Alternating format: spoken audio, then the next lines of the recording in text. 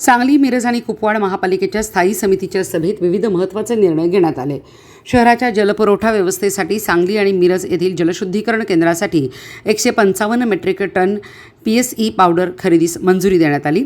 सभेमध्ये नगरसेविका स्वाती शिंदे यांनी जलशुद्धीकरण केंद्रामध्ये केमिस्ट अभियंत्यांची आवश्यकता अधोरेखित केली. सध्या मीटर ऑपरेटरकडून हे काम करून घेतले जात असल्याने तातडीने केमिस्ट पदांची भरती करून नियुक्ती करण्यात यावी अशी मागणी त्यांनी केली. या मागणीस स्थायी समितीने मंजुरी दिली. याच बैठकीत कोरोना काळातील कामाशी संबंधित 1,15,00,000 रुपयांच्या 53 फायली गहाळ झाल्याचा मुद्दा उपस्थित करण्यात आला. संबंधित बिले अद्याप न मिळाल्याने या फायली तात्काळ सादर करण्याचे निर्देश देण्यात आले असून पुढील सभेस याबाबत सविस्तर अहवाल सादर करण्याचे सांगण्यात आले. तसेच आयुक्तांशी चर्चा करून पुढील निर्णय घेण्यात येणार आहे. दरम्यान एनकॅप योजनेअंतर्गत 4.5 कोटी रुपयांच्या विविध ठिकाणच्या फुटपाथ कामांना स्थायी सदस्यांच्या विनंतीनुसार स्थगिती देण्यात आली. झुलेलाल चौक, कॉलेज कॉर्नर, गणपती मंदिर, विश्रामबाग चौक, सिव्हिल चौक, मिशन चौक तसेच पोलीस अधीक्षक बंगल्यापासून पोलीस मुख्यालयापर्यंतच्या प्रस्तावित कामांचा यात समावेश आहे. शहराच्या विकासाच्या दृष्टीने आवश्यक ठिकाणीच कामे करण्यात यावीत अशी भूमिका मांडण्यात आली असून नव्या कामांसाठी सूचना देण्याचे आवाहन करण्यात आले आहे. प्रभाग क्रमांक 16 मधील राममंदिर ते सिव्हिल चौक आणि कॉलेज कॉर्नर ते मेहता हॉस्पिटल या मार्गावरील फुटपाथ कामे प्रशासनाने बंद केल्याबाबत नाराजी व्यक्त करण्यात आली.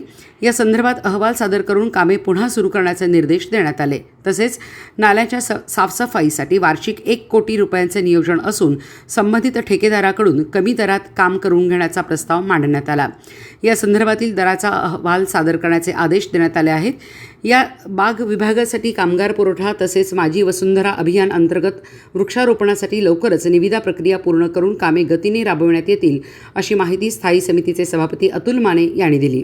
या बैठकीस अतिरिक्त आयुक्त राहुल रोकडे, स्थायी समितीचे सदस्य तसेच विविध विभागांचे अधिकारी उपस्थित होते. आज स्थायी समितीची सभा स्वर्गीय राजाभाऊ जगदाळे सभागृहामध्ये पार पडली. या ठिकाणी पहिला विषय होता आपल्या महापालिका क्षेत्रातील पाणी पुरवठा विभागाकडे माळ बंगला येथील 36 MLD व मिरज येथील 38.80 MLD या जलशुद्धीकरण केंद्रासाठी 1 वर्षासाठी आवश्यक असणारी 155 मेट्रिक टन PSE पावडर खरेदी करणे, हे 61,72,865 रुपयाची कामगिरी निविदा काढण्याची आमच्याकडे विषयपत्र आले होते. या निविदा काढणे कामी आम्ही स्थायी समितीच्या वतीनं मंजुरी देण्यात आली.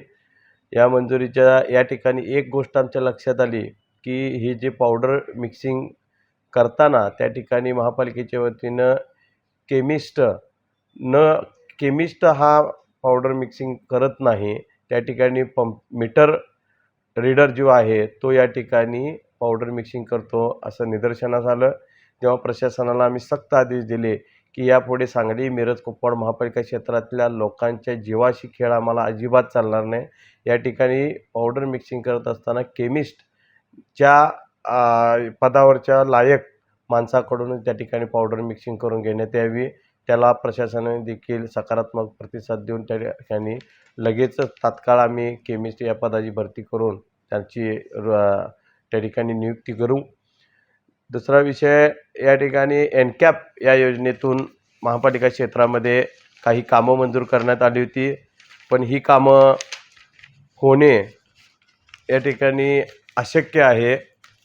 या कामामध्ये सांगली शहरातील कॉलेज कॉर्नर चौक विकसित करणे हे काम 1,06,94,000 रुपयाचं होतं. त्याचप्रमाणे सांगली शहरातील ST स्टँड लगतचा झुलेलाल चौक विकसित करणे हे काम जवळपास 60 लाख रुपयाचं होतं. विश्रामबाग गणपती मंदिर चौक विकसित करणे हे 44 लाख रुपयाचं काम होतं. सांगली शहरातील सिव्हिल हॉस्पिटल चौक विकसित करणे हे काम 76 लाख रुपयाचं होतं. मिरज शहरातील मिशन हॉस्पिटल चौक विकसित करणे हे काम 75 लाख रुपयाचं होतं. आणि पोलीस अधीक्षक बंगला ते विश्रामबाग जिल्हा पोलीस अधीक्षक कार्यालयापर्यंत पाथवे करणे हे काम 55 लाख रुपयांचं होतं. पण सद्य परिस्थिती पाहता ही कामं त्या ठिकाणी करणे अशक्य आहे असं प्रशासनाचं मत आहे. तरी या बाबतीत सर्व स्थायी समिती सदस्य व मी सभापती म्हणून या ठिकाणी असा निर्णय घेण्यात आला की सदरची कामे ही रद्द करून त्या ठिकाणी दुसरी भागातील कामे प्रस्तावित करून जेणेकरून पर्यावरण व शहराच्या सौंदर्यीकरणामध्ये भर पडेल अशी कामं आपण शहरामध्ये दुसऱ्या ठिकाणी सुचवू. कारण हा जर निधी हे जर काम होत नसेल तर हा जर निधी परत गेला तर हा शासनाचा निधी परत पुढच्या वर्षी आपल्याला मिळत नाही. त्यामुळे ही कामं आपण दुसऱ्याही या ठिकाणी प्रस्तावित करू व हे चौक सुशोभीकरणाची जी कामं आहेत ती त्या ठिकाणची अतिक्रमण हटल्यानंतर पुढच्या वेळी जो निधी येतो त्यामधून आपण पुनश्च करू असा निर्णय घेण्यात आला. या संदर्भात महापालिका आयुक्त यांच्याबरोबर सुद्धा चर्चा करून या बाबतीत योग्य निर्णय घेण्यात येईल. 2019 ते 2021 या कालावधीमध्ये कोरोनाच्या महापालिकेतील काही सांगली विभागामध्ये काही मक्तेदारांच्याकडून महापालिकेच्या वतीनं कामं करून घेण्यात आली, पण गेली 4 ते 5 वर्ष संबंधित मक्तेदारांची ही कामं मंजूर होत नव्हती. त्या संदर्भात मक्तेदारांची तक्रार आम्ही स्थायी समिती सभापती म्हणून माझ्याकडे आली होती.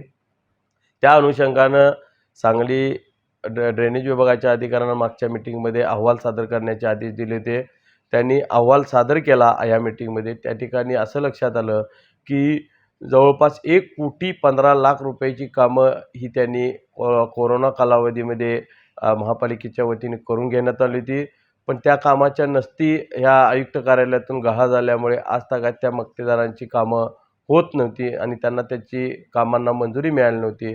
आम्ही प्रशासनाला आदेश दिले की ज्या पद्धतीने तुम्ही काम करून घेतलेलं आहात त्या पद्धतीने त्या मक्तेदारांची बिलं देणं हे आपलं कर्तव्य आहे.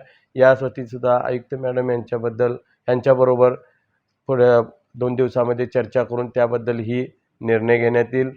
त्याचप्रमाणे म्युरल विभागातील देखील 2 ते 2.5 कोटीची कामं अशाच पद्धतीने करून घेतलेली आहेत.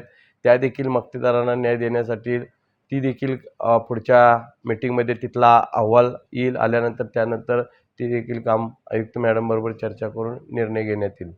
त्याचप्रमाणे सांगली मिरज या ड्रेनेज योजनेचा मुदत संपलेली आहे, पण आजपर्यंत त्यांनी मुदतवाढ घेतलेली नाही. पण पावसाळा तोंडावर असल्यामुळे आम्ही प्रशासनाला आदेश दिले की सदरची कामेही चालू करा, पण मुदतवाढ घेतल्याशिवाय त्यांना कोणतेही बिल अदा करण्यात येऊ नये असे आदेश स्थायी समितीमध्ये देण्यात आले.